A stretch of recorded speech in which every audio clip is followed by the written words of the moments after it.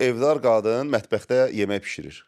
Təbii ki, o istəyir ki, o belə boşanma, evlənmə, məişət bu cür verilişə baxsın. O intellektual veriliş istəmir həmin məqamda. Soğan doğrayır, gözü yaşarır, nə bilim nəsə qovruldu, uşaq orada nəsə qışqırır, nəsə sındı, düşdü.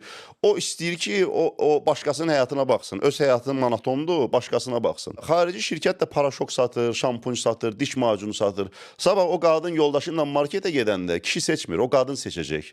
Audiovizual Şura tərəfindən televiziyalara nəzarət olduğuna görə televiziyalarda bu qadağan olunan zərərli maddələr təbliğ edən, istər bu energetik içkilər olsun, hansından ki biz dünyada da bilirik ki, ölüm işləri, yəni yetkin 12 yaşlı uşaqların o energetik peridozundan ölümləri olur. O veyplər hansı ki aprelin 1-dən qadağadır.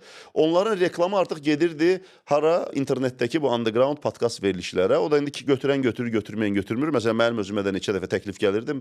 Mən ümumiyyətlə prinsipal olaraq özüm istifadə etmədiyim məhsulu dostlarıma, yaxınlarıma da tövsiyə edə bilmərəm deyə mən ümumiyyətlə o təklifləri götürmürəm və mərc oyunları hansı ki insanları dibə, borca, kreditə, lombard səviyyəsinə salır. Onların da reklamı, yəni sırf yəni özün istəmədiyin nə isə kiməsə məsləhət görmək də məncə yaxşı bir şey deyil.